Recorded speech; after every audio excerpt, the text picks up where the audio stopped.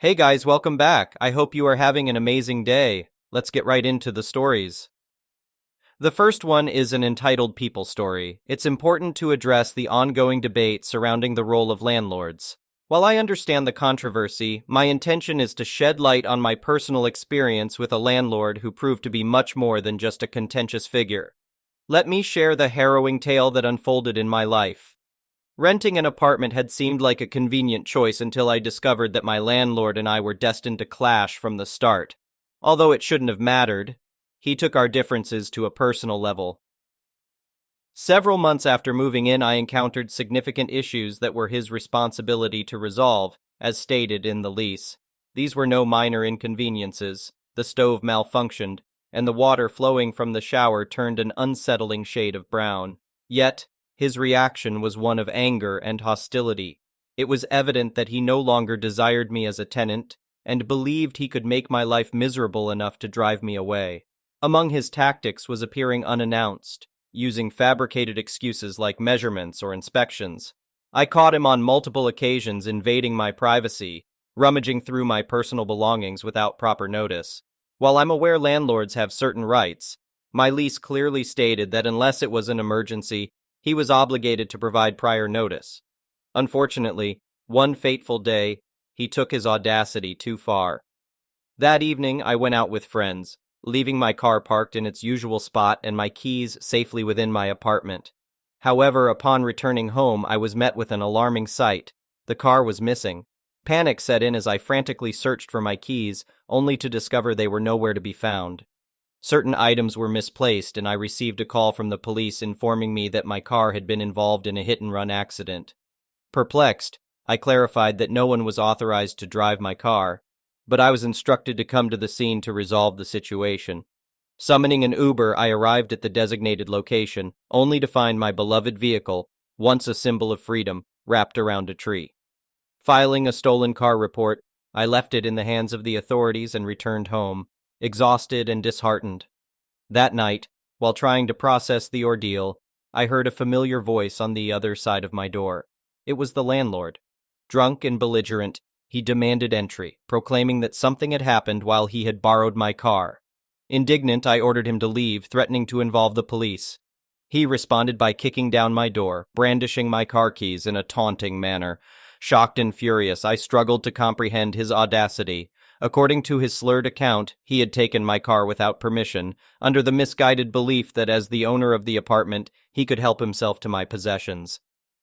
Refusing to back down, I reiterated my demand for him to leave, but he resorted to violence, launching a series of punches towards me. Acting in self-defense, I managed to fend him off and finally evicted him from my home. Though he had broken the lock, leaving it in disarray, I counted myself fortunate that he hadn't caused further damage. While I barricaded myself inside, the landlord dialed police, falsely accusing me of assault and requesting my removal from the premises.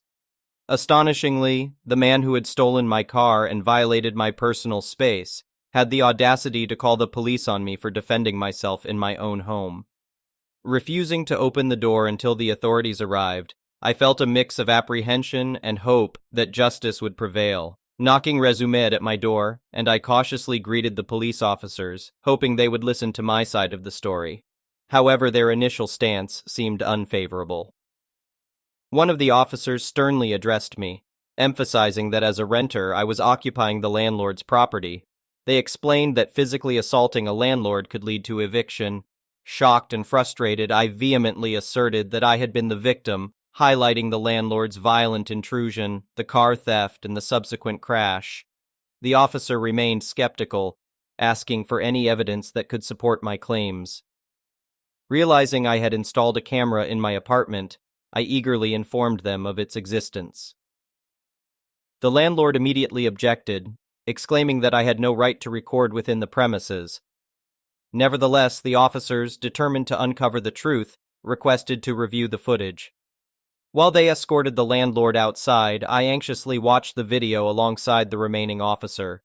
The footage confirmed my account, unveiling the landlord's unauthorized entry, his rummaging through my belongings, and the brazen act of stealing my car keys.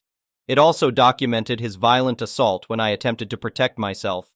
The evidence left no room for doubt, and the officer's demeanor swiftly shifted in my favor. Once the landlord was back inside, his face pale and the confidence in his eyes diminished. The officers informed him of his impending arrest. He was charged with auto theft, drunk and disorderly conduct, and drunk driving. Furthermore, he was required to compensate me for the value of my totaled car, which would go toward purchasing a new one. The plea he had made for my eviction was outright denied, and he was held responsible for replacing the broken door, as it failed to meet safety standards. The landlord's arrest marked the end of his tyrannical reign over the property. Forced to sell the building due to his incarceration, a new landlord stepped in, one who proved to be reasonable and respectful throughout my tenure there. Finally, I could breathe a sigh of relief, knowing I no longer had to endure the constant fear and mistreatment at the hands of my previous landlord. Reflecting on the incident, I understand the initial skepticism of the police officers, whose duty it is to adhere to protocol and assess situations objectively. They were quick to rectify their stance once presented with undeniable evidence. I harbor no resentment towards them, as their ultimate goal was to uphold justice. My hope is that this incident serves as a reminder that not all landlords are abusive or unscrupulous, but it highlights the dire need for responsible and ethical practices within the rental industry. As for the former landlord, he received a 1-year prison sentence. I can only hope that during his time behind bars he would reflect on his actions and refrain from further harm. It's a reminder that actions have consequences, and no one is above the law. The next one is a pro-revenge story. My uncle has always been a self-righteous, petty slimeball with a foul temper and a grandiose idea of his own importance, but little to no brains. My dad always just took it and tried to keep the peace because family is so important to him. This is the story of how my uncle finally pushed my dad too far and ended up getting arrested for his trouble. It is pretty long since it covers several months of a feud between them. As background, my dad and my uncle are neighbors in a rural community of around 600 people. My dad built the house my uncle lives in and sold it along with a small plot. So my dad's remaining land is about 6 acres and runs along the side and the back of my uncle's smaller property.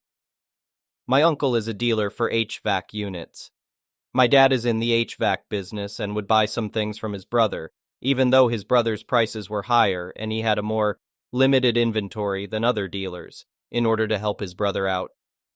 My dad also rented a building his brother owned and used it as his shop office. He only rented the building and parking lot, but in the field out behind the shop, my uncle and my dad both would collect old HVAC units. These things are rusty and all around ugly, but when they didn't have anything else to do, they could go get one of these old units to break down for scrap. This story starts when one day my dad went to his brother and said he needed a certain unit. But his brother quoted him a really high price and also couldn't deliver it in the time frame my dad needed. So my dad called up another dealer he works with, and that guy had a unit on hand to give him for a much lower price. A no-brainer. My uncle found out about this somehow. Guys in the HVAC business are apparently like gossipy teenage girls, and confronted my dad, basically giving him an ultimatum that if my dad wouldn't commit to buying 100% of his units from my uncle, then my uncle wouldn't sell him anything. I already told you my uncle is an idiot.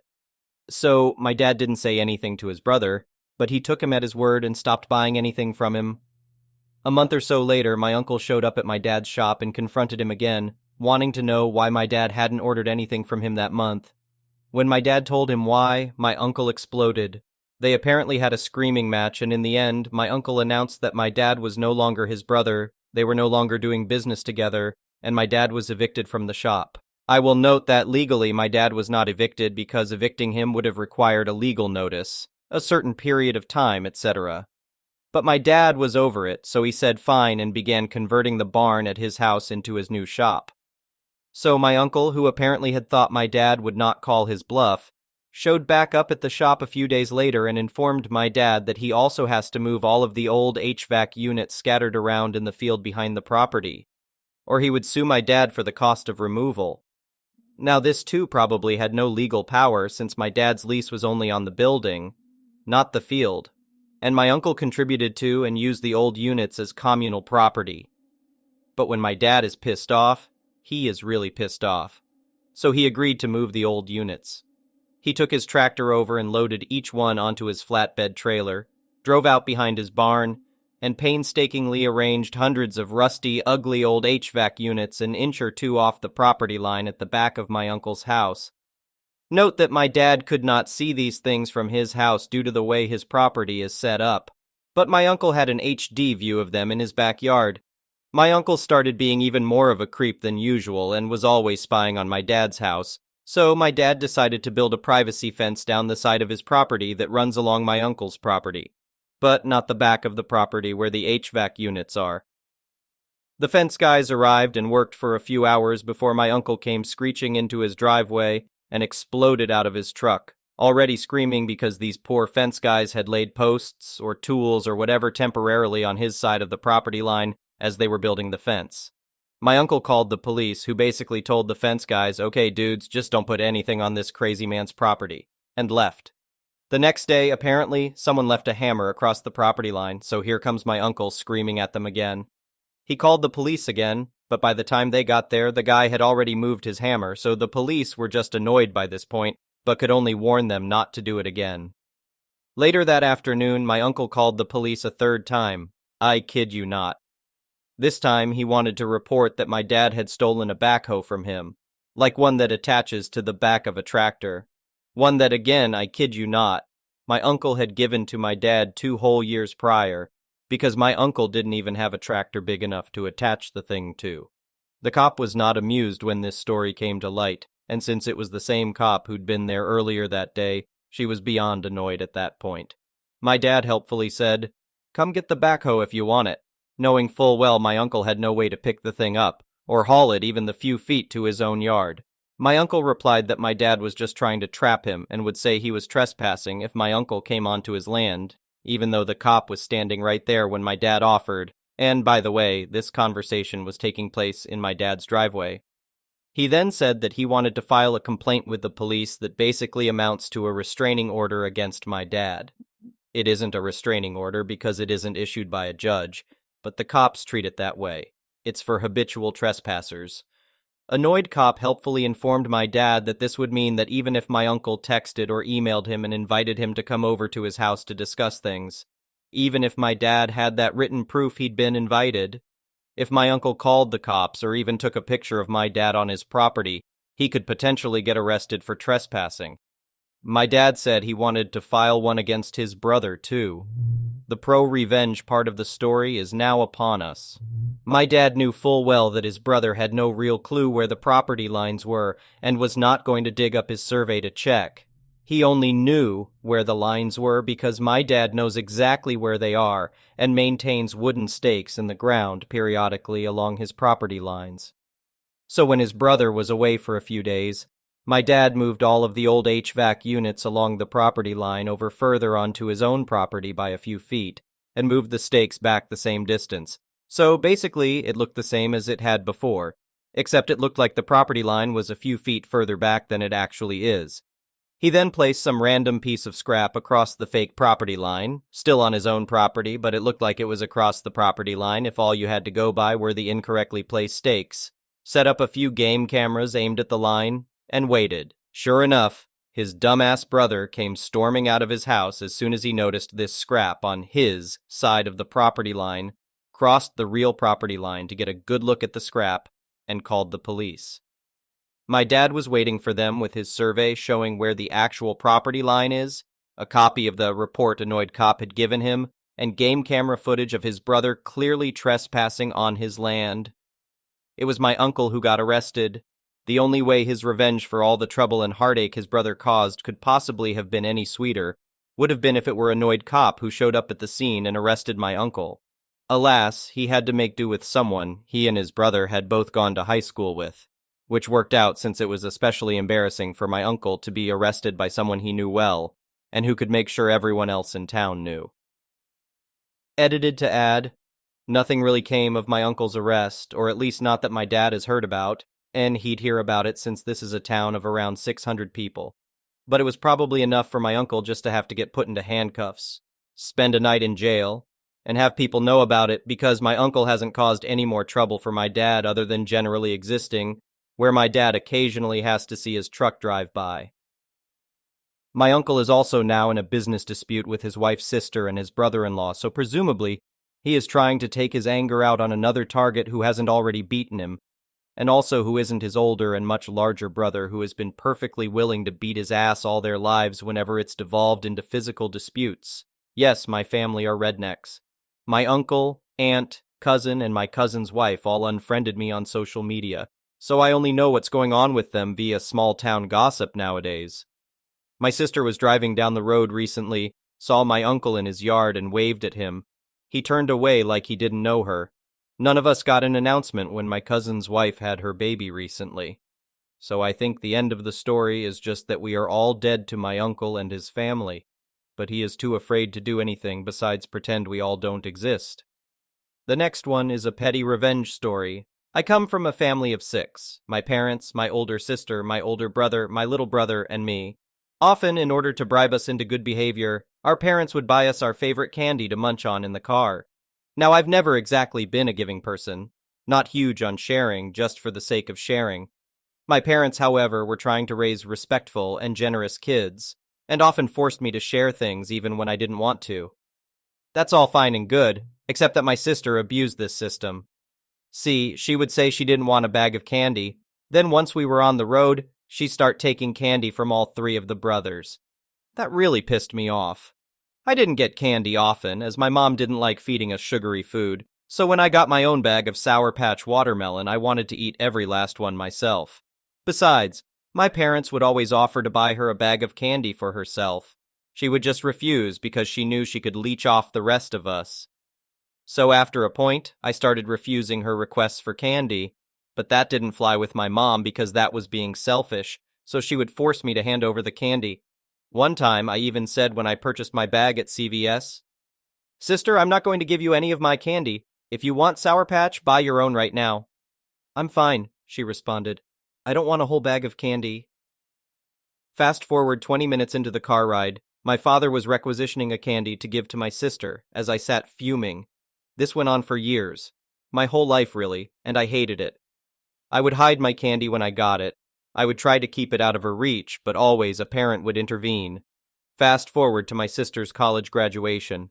She's now 22. I am a senior in high school at this point, and we're up at her school at a fancy restaurant celebrating after she'd graduated that morning. In attendance are all immediate and some extended family, some close friends of my sister, and her long-term boyfriend, who I was meeting for the first time.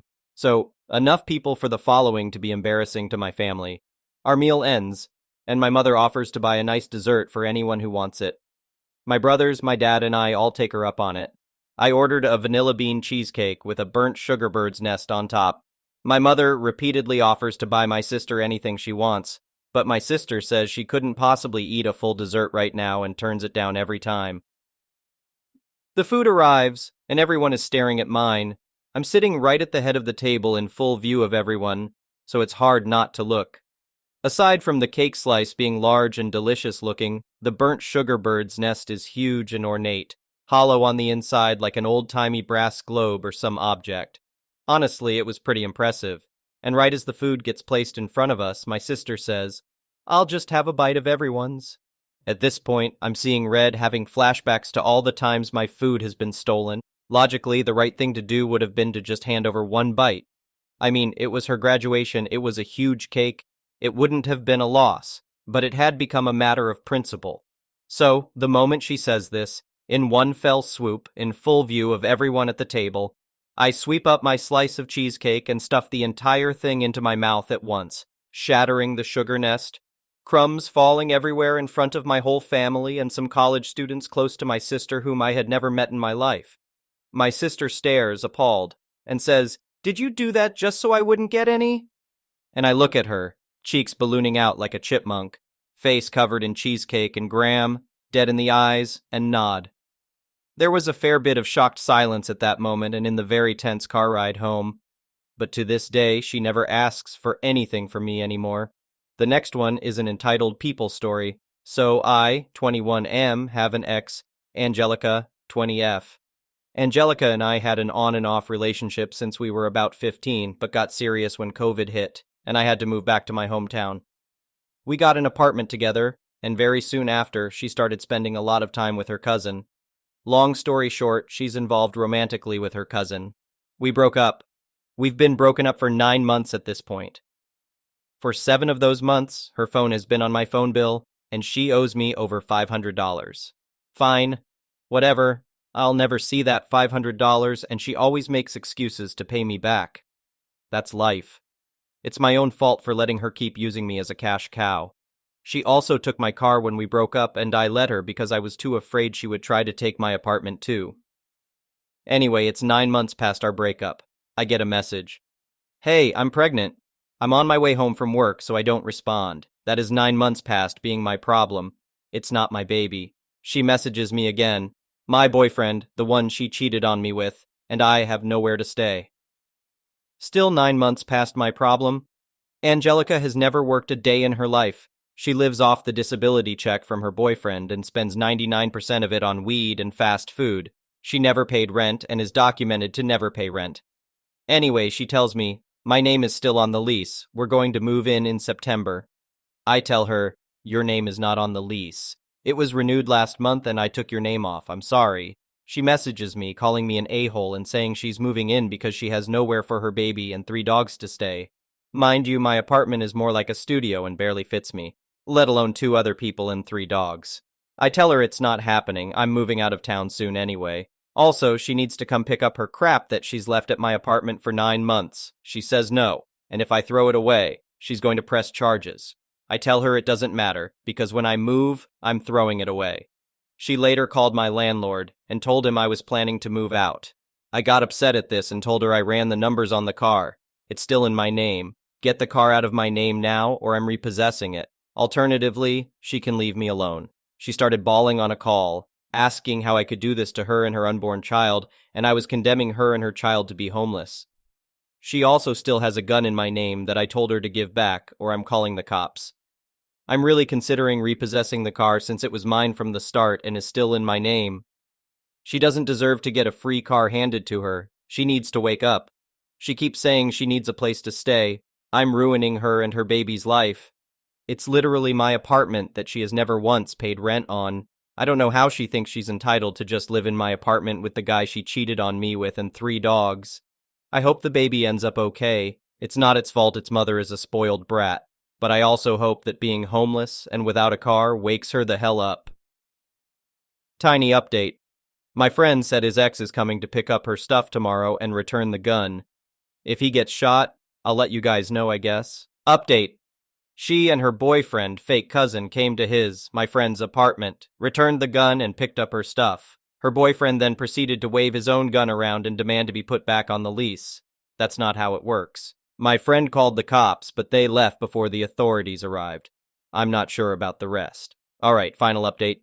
The phone is not on the phone bill, her stuff is out of his apartment, his gun is returned, the dog is in his possession, but he still doesn't have the car. He said it's not worth it at this point. My friend asked for no charges, so I doubt anything will happen. He said he's cutting her out of his life, no contact. I'm personally upset about the car, but there's nothing to be done about it now.